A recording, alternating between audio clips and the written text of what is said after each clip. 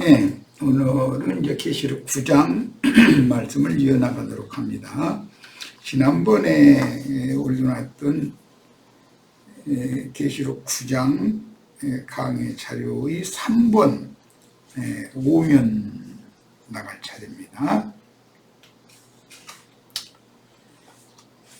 아직도 주 예수 그리스도의 은혜로 말미암는 죄들의 사면과 거듭남, 완전한 보호 처소인 성전에 들어와서 신령한 제사 음식을 먹고 마시며 자람으로 인한 단체적인 건축이 성경이 말하는 궁극적인 구원이다라는 걸 모르거나 영혼의 참 자유를 얻고 누리는 것이 무엇인지를 모르는 신자이거나 영적 생명이 너무 어린 초신자들의 경우에는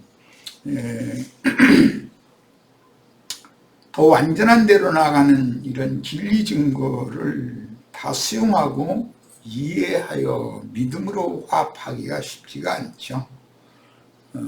이것은 적어도 1000년 이상 장성한 자가 되어져 있어야만 이제 이런 말씀들을 증거하는 전체를 이해할 수가 있습니다. 지난 시간에 성막법에 관한 걸 잠깐 언급을 하고 소개를 해드렸었는데, 광야의 성막이 있고 가나안 땅의 성전이 있죠. 근데 그 성막은 덮개가 굉장히 중요합니다. 성전의 지붕. 그래서 광야 성막의 그 4겹의 덮개라든지, 솔로몬 성전에 이제 그 황금돔이라고 해서 이제 금으로 입혀서 덮개를 하는 그런 식양에 대해서 잠깐 이제 세상의 사람이 손으로 짓는 성막이나 성전이지만 그런 것 속에도 어떤 영적인 의미가 담겨져 있다라는 걸 잠깐 소개를 했고, 주님이 오시기 전에 이미 구약시대에 온전케 된 의인의 영들은 주님과 함께 부활 승천하셨다가 신약 교회에 함께 오셔서 그 영이 되신 주님은 영원한 생명으로 믿는 참지자들의 심령과 마음에 들어와서 생명으로 살아계시고, 그 다음에 온전케 된 의인의 영들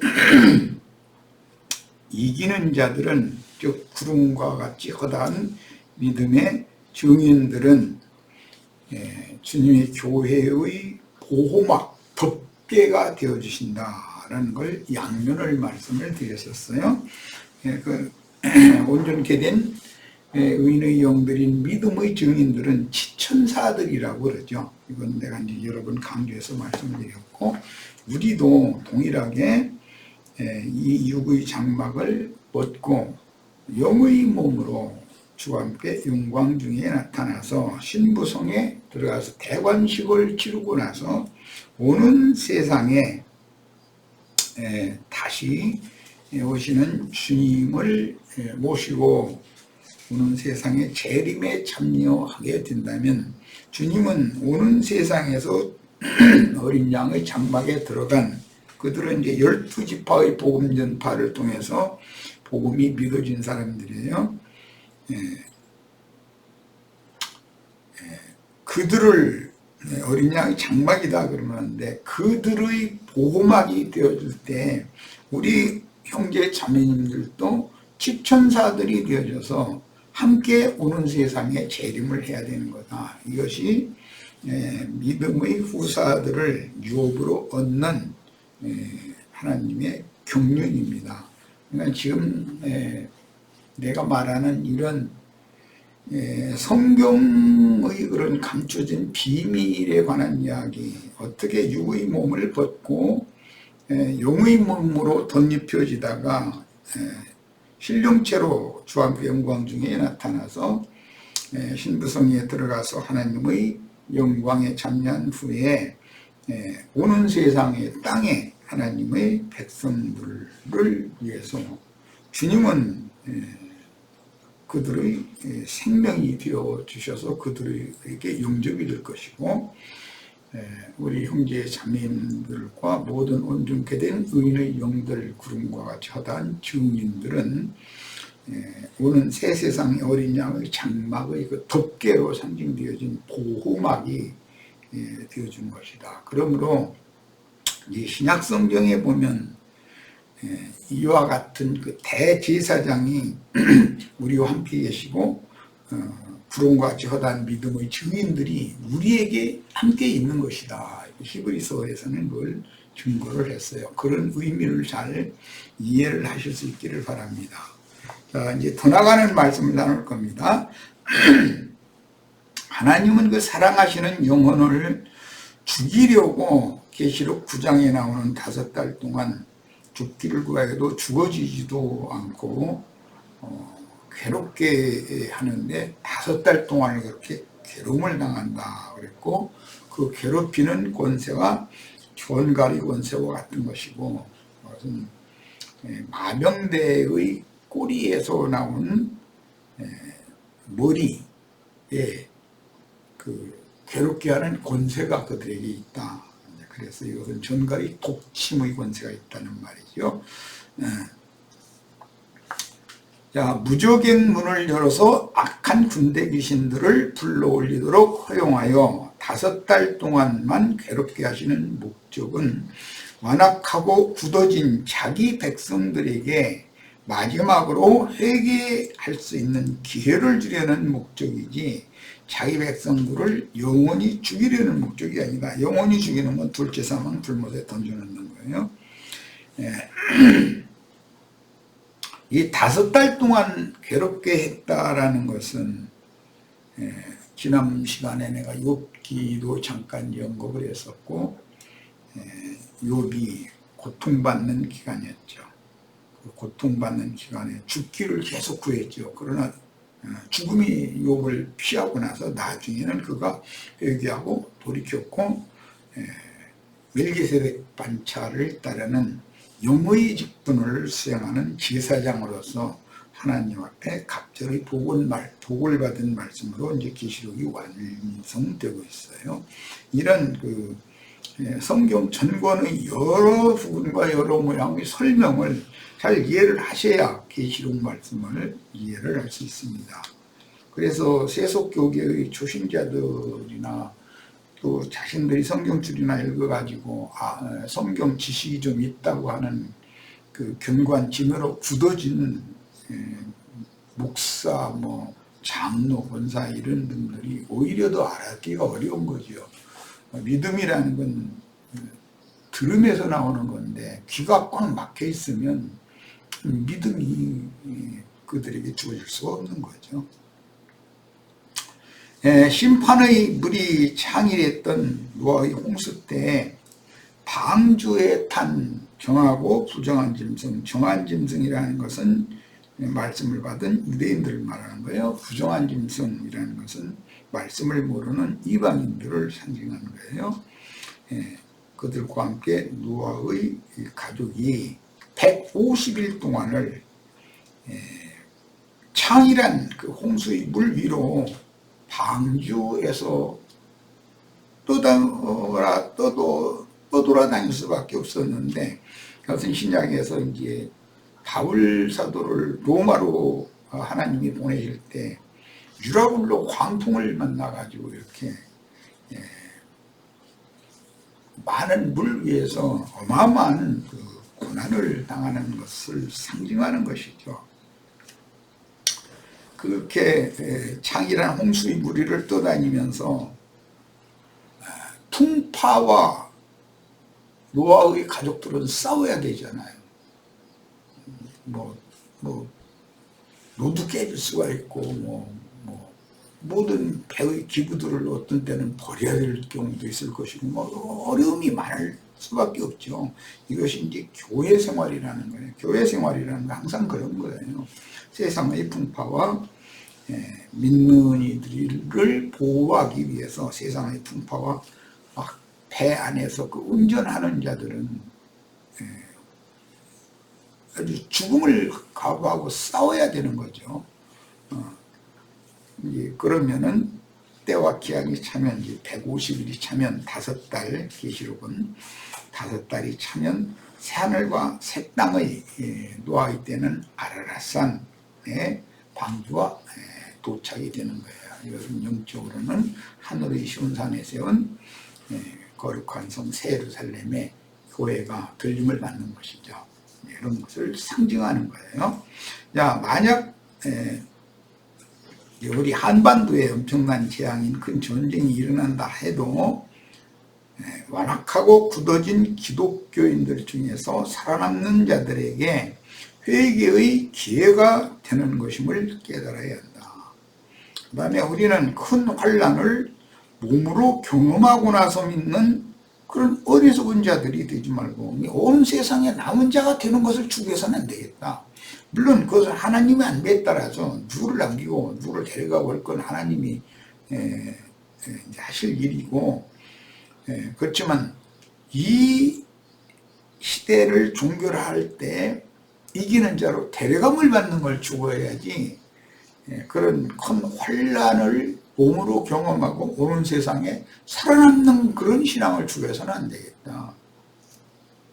오는 세상에 살아남는다라는 보장이 없기 때문이고, 설사 살아남는다 해도 어린 양의 장막에 들어와서 하나님의 백성으로 다시 신앙을 회복된 신앙을 출발을 할지의 여부는 사람의 뜻대로 되는 것이 아니고, 사람이 혈사심한다 해서 되는 것도 아니고, 사람은 상황이 극난에 처해지게 되면은 흔들리게 돼 있는 것이고, 믿음에서 떠나 뒤로 물러가는 경우가 더 많기 때문에 우려가 굉장히 많죠. 물론 최선을 다해서 남은 자들을 위해서도 우리가 이제 전도를 해둬야 되고 하는 것은 사실이지만, 그렇다고 해서 우리 교회 모임에 있는 지체들이 오는 세상에 살아남은 자가 되는 것을 추구하는 그런 신앙은 성경이 말하는 바른 신앙의 태도가 아닙니다. 여자가 낳은 남자가 되셔야지, 여자가 낳은 여자가 되시면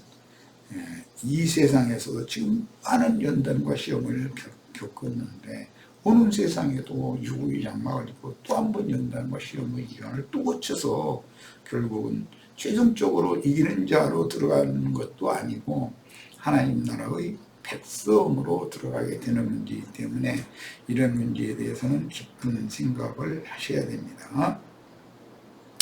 자, 오늘날 우리는 이 세대 가운데에서 완전한 구원을 얻고 장차 오는 세상을 유업으로 받기 위해서 하늘에 기록한 장자들의 총회에 이른 아브라함의 믿음의 자취를 쫓는 후사들의 교회, 장자들의 교회를 세우는 이상에 따라서 그 영과 신부의 말씀으로 양육받아 순수한 신앙을 유지한 정결한 처녀로 거룩한 성 새 예루살렘에 단번에 들어가기를 추구해야지.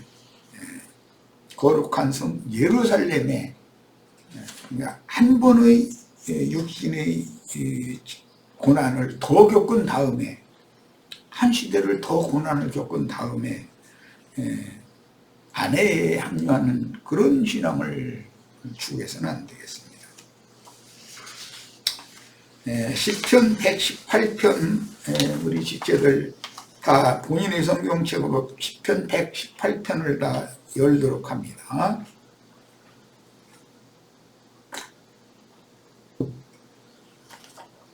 야, 시편 118편 찾으셨죠? 17절부터 21절을 읽을 겁니다.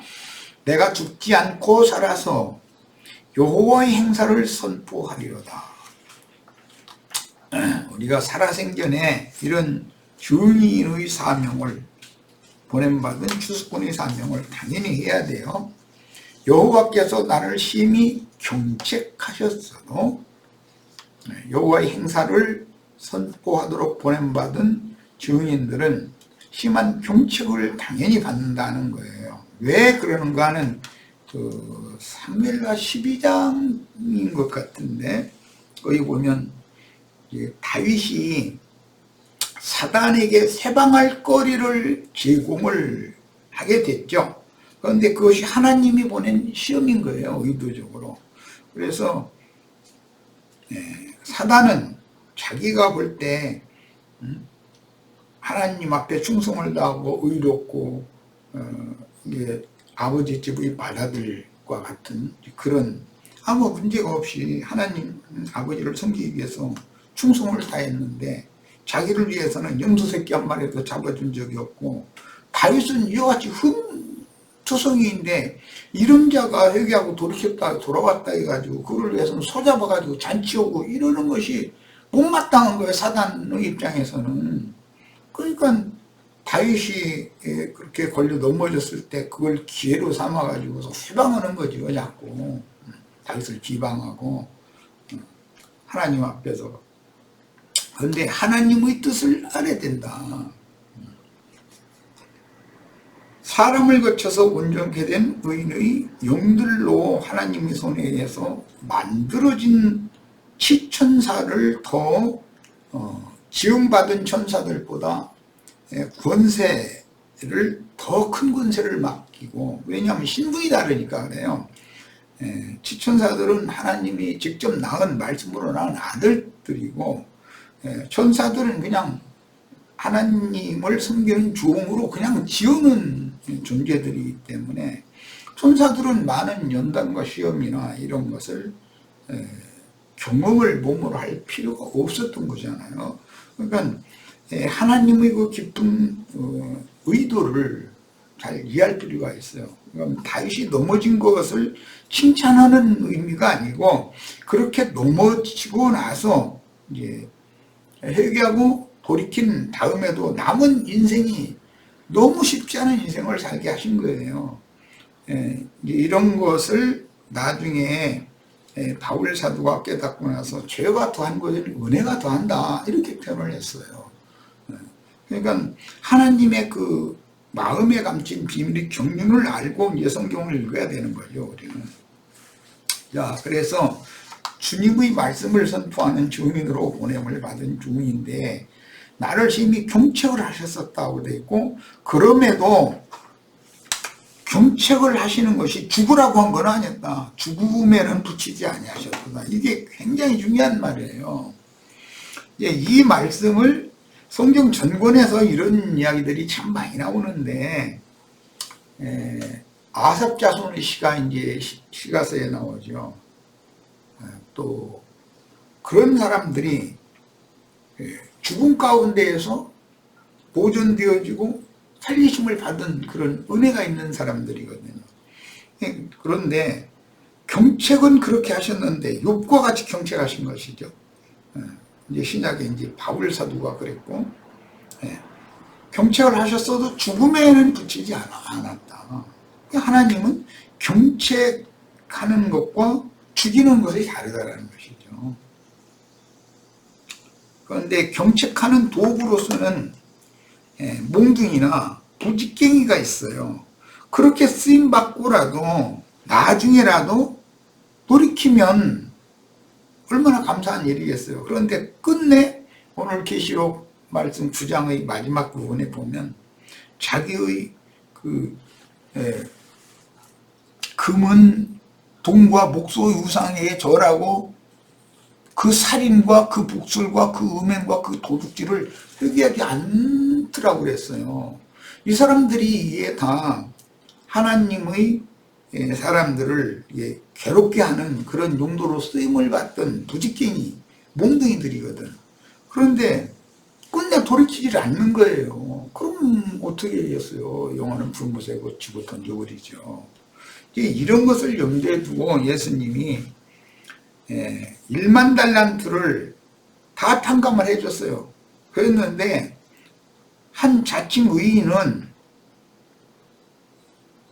자기에게 100데나리온인가 뭐 빚을 진 사람을 길거리에 만난 거예요. 만나가지고 은혜를 원수 갚는 거예요. 자기는 1만 달란트를 값없이 탕감받고 저 사람도 1만 달란트 탕감받은 사람인데 자기와의 관계에 있어서 얼마의 빚을 자기에게 진 것이 있다 해가지고 가서 목을 주었다는 거잖아요. 이런 사람이라도 이런 말씀을 듣고 이제라도 돌이키면 돼요. 내가 나의 의와 나의 선이 여전히 내 속에서 꿈틀거리고 살아서 남을 정죄하고 판단하는 일에만 내 눈이 열렸지. 주님과 같이 자기 백성 이스라엘이 허물을 하나님은 보시지 않는다는 거거든요. 그거 회개하고 돌이킨 이상은. 그런데 그런 말씀을 자기의 의의 잣대, 자기의 그 기준으로 판단해 버리는 거예요. 그러면 거기에 대해서는 하나님의 심판대 앞에 그를 섰을 때 긍휼없는 심판이 당연히 그를 심판할 수밖에 없다는 거예요. 그가 자기에게 은혜를 입었음에도 은혜를 원수로 갚는 짓을 하고 나서 끝내 회개하지 않았기 때문에 그런다는 거예요. 이게 복음이에요. 그래서 이런 말씀에 대해서 깊은 이해가 있으셔야 됩니다. 다윗의 경험으로는 사울 가문이 시므이가 대표죠. 막 가서 그냥 동네방네 막 떠들어대고 막 다윗이 이 왕이라는 작자가 이 모양이냐 막 해가면서 막 티끌 날리고 막 돌 던지고 막 했다는 거잖아요. 온갖 욕을 막 다 한 거예요. 그런데 그가 돌이켰다는 말이 없잖아요. 다윗 왕이 돌아왔는데 피난살이하고 돌아왔잖아요. 결국 하나님이 그를 회복시켜 준 거니까. 그럼 그 앞에 와서 내가 당신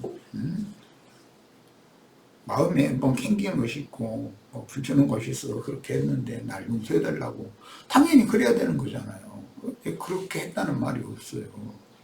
이런 것을 보고 우리는 복음을 명확하게 깨달아야 된다. 그래서 어제 마침 우리 이제 또 얘기가 길어졌네요.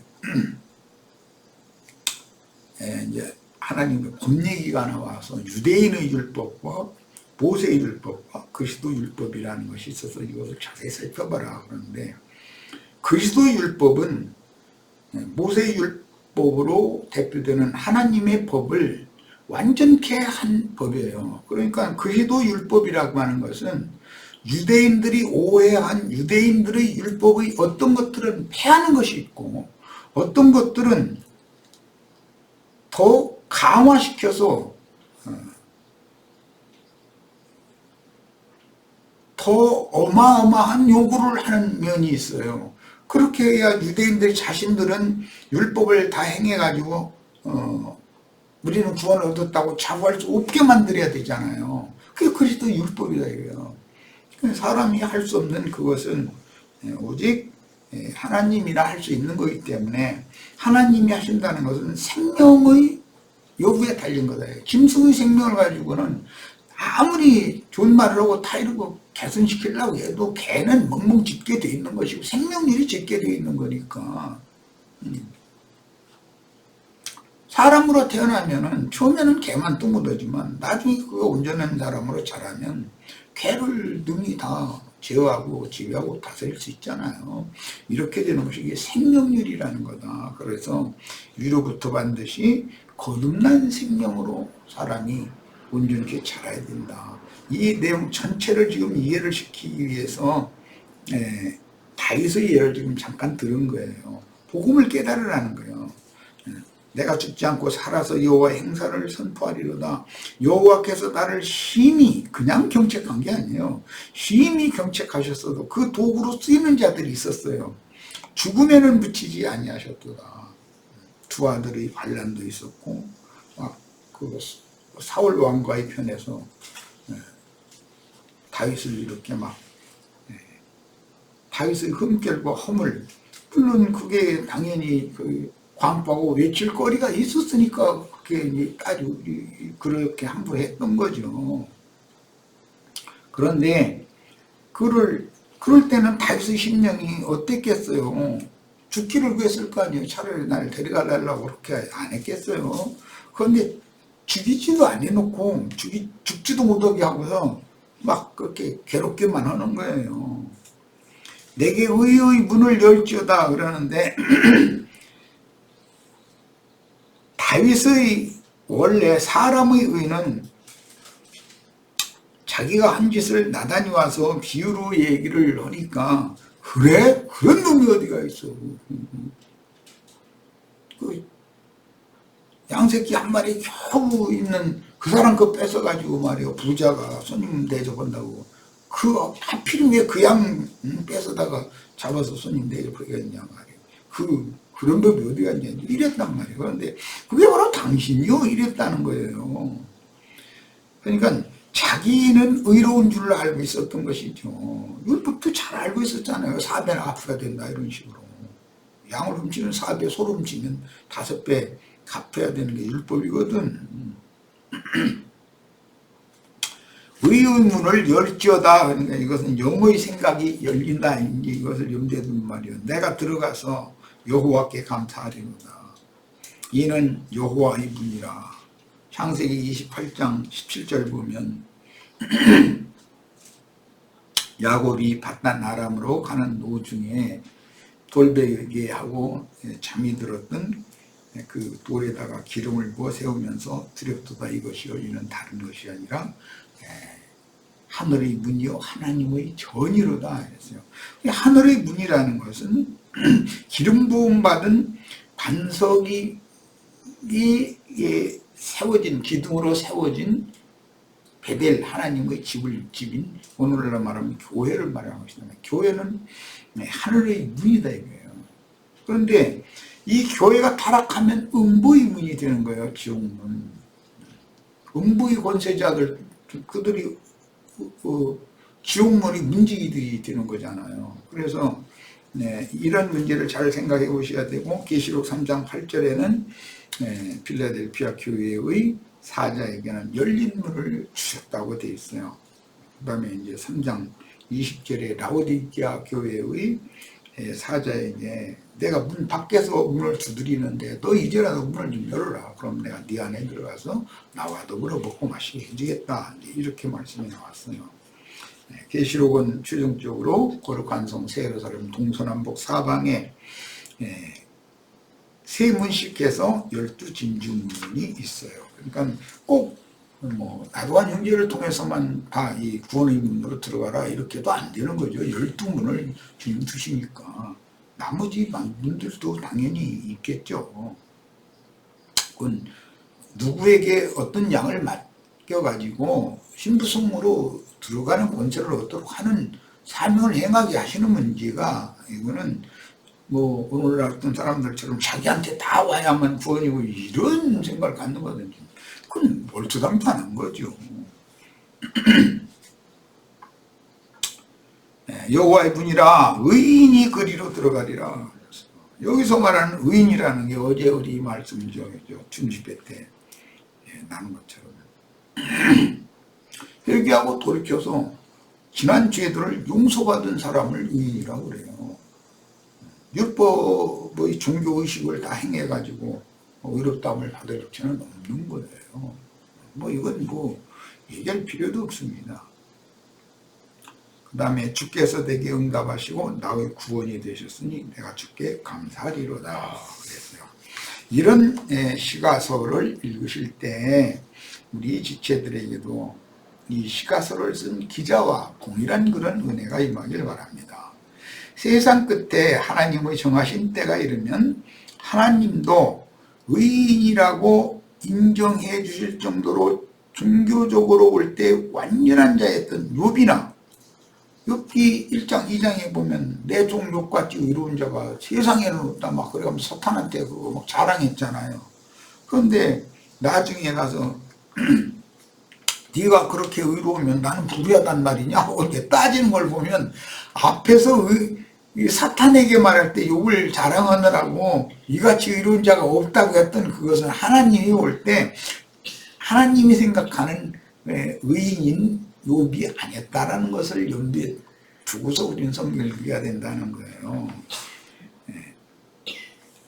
나중에 바울이 된 사울이 율법의 의로는 흠이 없는 자였었다고 그랬어요. 자기 자신을 소개할 때 자칭 자기를 의롭다 여기는 바리새인의 기도와 세리의 기도 대비되잖아요. 우리는 여러 가지 유형으로 아버지 집에서 아버지를 모시고 그 집안 일을 다 맡아서 했던 큰아들 자기는 의롭다고 여겼잖아요. 자기 동생은 불의한 자라고 판단했잖아요. 그런데 동생이 회개하고 돌이키니까 자기 동생을 위해서는 소자부서 잔치했다는 거예요. 그러니까 그 형이 생각할 때는 억울하다고 생각했겠죠. 아버지가 어떻게 형제간에도 이렇게 차별을 두시지? 이렇게 쓸 거 아니에요. 예. 복음의 그 이치를 바르게 깨닫는 게 필요해요. 예. 오해하면 그 마다들처럼 그 짓을 하는 거거든요. 하나님 말씀을, 하나님의 마음을 오해하면 하나님이야 마다들이라고 사랑하지 않겠어요? 마다들도 사랑하죠. 그러나 아무 문제 없이 아버지 집에 그냥 잘 있는 그런 경우는 그 말씀이 이제 근원이 어디서 있냐면 99마리의 양을 마티온과 같은 이치였잖아요. 이뤄진 한 마리 양을 되찾는 얘기, 속에 나온 문맥의 흐름이잖아요. 이걸 잘 이해하시기를 바라요. 인간 세상에서도 마찬가지예요. 자기 자식이 쏙쏙이다가 튀어나갔으면은 그놈이 돌아오면은 동네 잔치할 만하죠. 속 안 새기고 잘 자라준 자식도 고맙지만 그놈이 돌아온 건 더 고마운 일이잖아요. 그래서 이 내 아들은 잃었다가 찾은 바가 되었고 죽었다가 다시 살아났다. 그런 걔를 위해서 잔치해 주는데 네 몫은 네 몫대로 있는데 그날 내가 내 잃었다가 되찾은 자식, 죽었다가 살아난 자식을 위해서 잔치는 것 때문에 네가 이렇게 마음 상해하느냐, 이거 달래잖아요. 이게 아버지 마음이다. 이런 거 오늘 뒤가 다 묻을 거면서 이제 그만할 겁니다. 이게 복음이에요.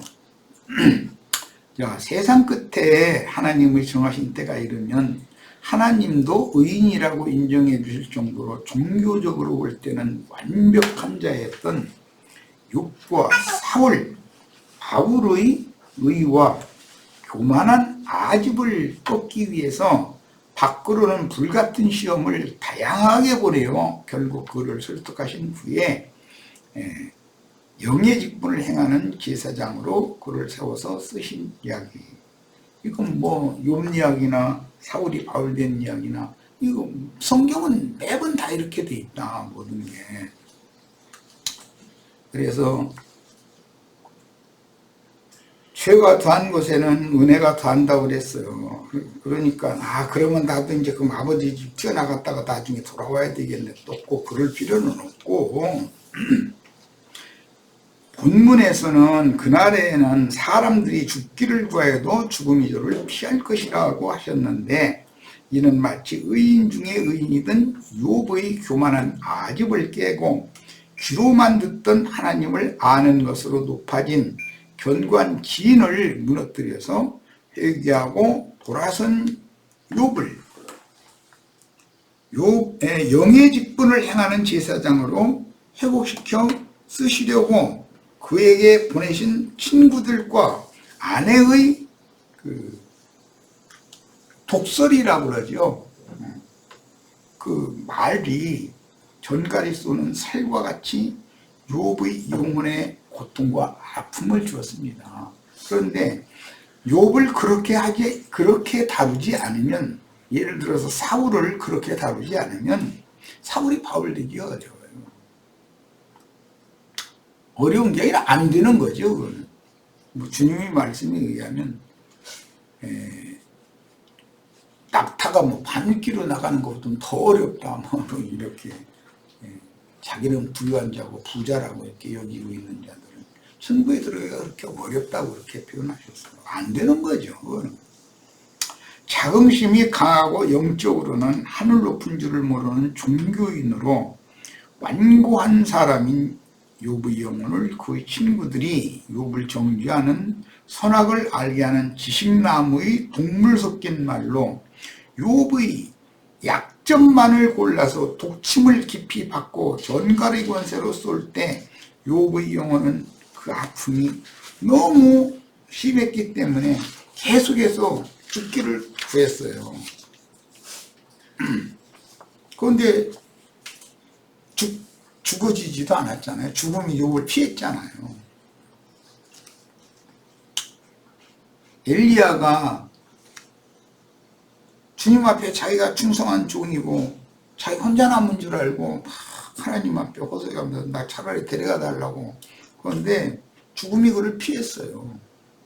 그냥 굶어 죽으려고, 굶어 죽을 수밖에 없는 상황이었지. 그런데 그리 시내가에서 로뎀난 말이 아니서 나 데려가 달라고 죽기를 구하고 있는데 뭐 까마귀가 와서 뭐 먹을 거를 주고 뭐 그랬다는 거예요. 그러면 아니 죽게도 안 된다는 거잖아요. 그리고 나서는 그를 하나님의 종으로 또 크게 쓰시고 사역이 아직 남아 있었던 거죠.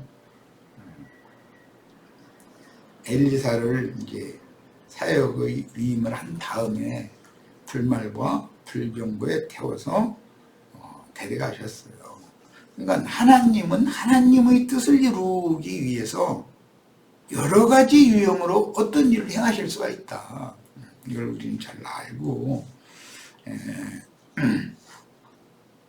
목회를 하고 사람들의 전도를 하는 그런 증인으로 쓰임받기를 원하시면 당연히 이런 것은 아주 너무 당연한 거예요. 그런데 이것을 감당하기 어려우면 아예 시작을 말해야죠. 다른 사람 쓰시라고 그러고. 전갈이 쏘는 아픔과 고통은 욥기에서 욥의 의를 깨고 하나님의 공의를 인식시키기 위해서 욥의 삶에서 여러 유형의 불같은 시험을 보낸 후에 욥과 동일하게 나름의 성경 지식과 종교적인 의에 굳어진 세 친구를 보내어 욥의 말 끝마다 말꼬투리를 잡아가지고 정죄하게 하심으로 자신은 의롭다고 자신을 자꾸 말하면 할수록 말꼬투리를 자꾸 잡히는 거예요. 그럼 그때 입을 다물고 있으면은 덜 쏠 거 아니에요. 그런데 그게 쉽지가 않은 거든 사람. 난 억울하다 이거야. 나는 다 막 이게 막 참을 수 없게 돼 있는 거거든 사람이라는 건. 그때 입을 딱 다물 수 있다는 건 다윗과 같이 한다는 거면. 그래서 나는 그런 점에 있어서 다윗을 굉장히 존경합니다. 그런 상황이 있으면 자기 나름의 변명을 하고자 하는 것이 사람의 본성이에요. 여기까지 막 차올라오거든. 그런데 이 딱 다물고 그렇게 침뱉고 찌르고 후려치고 그렇게 개망신을 주고 그래도 그냥 아무도 않고 이 견딘다는 게 이게 웬만한 사람으로는 이게 있을 수가 없는 일이에요. 우리는 이런 것을 배우셔야 되겠어요. 누가 하나님의 종으로서 자격이 있는지를 지금 말씀드린 거예요. 이스라엘 12지파의 율법관념과 자칭 유대인들인 기독교계의 조직에 갇힌 신자들을 조성시킨 완고한 관념은 이렇게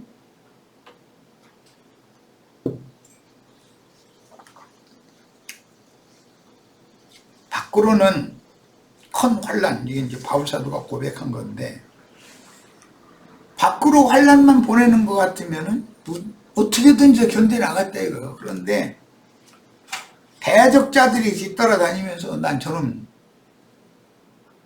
죽이지 못하면 난 밥도 안 먹겠다 이러면서 쫓아다니면서 쏘는 전갈 권세자들이 딱 달라붙는 거예요. 그럼 막 그게 안으로는 막 고통이죠 이제. 밖에는 환란이고 안에는 그런 견딜 수 없는 고통이고 그런 것을 안팎으로 이렇게 보내시는 하나님은 과연 전능자다 이거예요. 그 전능자의 손길을 통해서 하나님의 손으로 친히 양육받고 기름을 받아서 온전케 되는 과정이라는 게 뭔가를 우리는 이런 말씀을 통해서 꼭 배워야 되겠어요. 무적행에서 올라와 주민들을 죽인 짐승들인 전갈들에게 해침을 당할 그때 어떤 사람들은 주 예수께서 아버지의 인치신 자로 세상에 오셔서 전도의 일을 하신 것과 같이 받은 말씀과 이제 10장에서 그 말씀을 힘센 전사에 받는 거예요. 구원 얻은 경험, 이것은 그냥 좀 교리적이거나 뭐 예배당 열심히 다녀서 구원을 얻었다거나 목사들이 흔히 말하는 그런 논리 뭐 이런 신학적인 그게 구원? 그건 말장난이죠. 사실은 이제 그런 것이 생명의 체험과는 아무 상관없는 그런 것에 붙잡혀 있는 그런 사람들이 과연 성경이 말하는 온전케 된 의인의 영들, 그들만 들어갈 수 있는 권세를 가진 거룩한 성 예루살렘, 이런 이야기를 과연 알아듣겠냐 이 말이에요. 이게 참 쉬운 얘기가 아니죠. 보내심을 받은 증인들은 하나님의 인치심을 받아서 오는 세상의 전도자로 세움을 받고 오는 세상에서는 의의 말씀을 증거하는 사역을 하게 될 것이니, 의의 말씀이 믿어져야 의의 거하는 바 새하늘과 새 땅이 될 거 아니겠어요? 동일한 기간의 증인들을 통해서 양육을 받던 천국 공물들은 짐승 때를 당하여 마지막으로 익은 곡식으로 하늘의 시온산으로 추수되고, 이거 계시록 15장 2절에 나오는 무리들이죠. 신부 자격을 얻을 것입니다. 그러나 증인들의 증거에 적극적으로 동조하지 않던 어린 신앙인들이 기독교계에 여전히 남아서 세상의 큰 환란을 몸으로 경험하고, 뭐 세상 쪽에는 경험도 않고 뭐 뿅 오고 휴거되거나 아니면 뭐 평안하고 안전하다 하는 자들의 그 거짓말대로 그냥 매사가 다 잘 돼가지고 뭐 무슨 좋은 생명나무 아래 기분 좋게 가서 노래나 부르고 있다가 배고프면 입 벌리면 똑 떨어지고 이제 이런 꿈이나 꾸게 만들고, 이게 전부 진리를 아는 사람들에도 보면 너무 황당한 얘기거든요. 그런데 그걸 그렇게 절석같이 믿어. 휴거론이라든지 뭐 오는 세상에 그냥 좋은 낙원이 이루어져 가지고 자기는 막 죽지도 않고 살아서 뭐 좋은 걸 먹고 마시고 막 하고 이런 꿈을 꾸게 만든다. 이거는 얼마나 복음의 진리를 대적하는 악한 자들이 하는 짓이냐. 그때 하나님의 구속을 받지 못하여 그의 영이 죽은 상태로 마음이 굳어져서 무감각한 사람들이라면 무적행에서 올라오는 황충들인 전갈이 율법의 권능으로 연약한 인간들이 저지른 지난 범죄와 허물들을 지적해내가면서 그걸 드러내고 그걸 광포하고, 그렇게 함으로 그 양심을 찔러서 그 영혼을 고통스럽게 하는 거예요. 이것이 뭐냐, 주님께서 그 사랑하는 자기의 자녀를 회개시켜서 완전한 구원에 들어가게 하는 수단이다 이게. 그런데 그렇게 쓰임을 받고 나서, 전갈 권세로 쓰임을 받고 나서 끝내 회개하지 않으면 뭐가 되겠냐 이거예요. 그들을 쓰셨으니까 너 수고했다 회개하고 돌이키면 내가 몰라서 그런 짓을 했습니다. 나를 1만 달란트 탕감해 주신 것처럼 저 사람도 1만 달란트를 탕감해 주신 것에 근거해서 우리가 구원을 얻었는데, 나의 의를 저 사람보다 나는 좀 뭔가 흠결이 없는 것 같이 생각이 돼가지고 저 사람 보는 거 그냥 눈골셔서 못 보겠어서 말이야.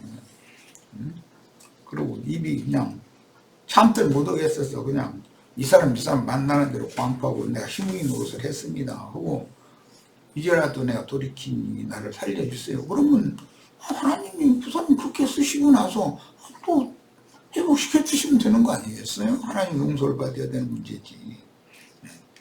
무지하고 완고한 아집을 버리고 돌이켜 회개하라고 기회를 이렇게 주실 때 육신적으로는 죽기를 구할 정도로 고통스럽지만 여전히 하늘의 하나님을 대적하면서 회개할 줄을 모른다면 그 영혼들은 이미 죽음의 세계인 아바돈, 아볼로의 감옥에 갇혀있는 저주의 자식들이라는 뜻입니다.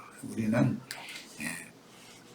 이 생에 아직 육신을 입고 살아있다는 것은 아직도 구원의 날이 지속된다는 뜻이고, 아직도 은혜 받을 만한 때에 우리가 살아있다는 증거이기 때문에, 이때 자신들의 영육 간의 모든 하나님과의 관계에서 사탄의 참석거리를 제공해 준 것에 대해서 철두철미하게 돌이켜야 되고, 그 다음에 사탄이 하나님 앞에서 송사, 회방 해도 그건 너무 당연하다라고 변명하려고 정말 입을 딱 다물 수 있는 그런 다윗과 같은 온전한 사람으로 다 구원이 되어지기를 바랍니다. 자, 첫 시간 여기까지 해서 마칩니다.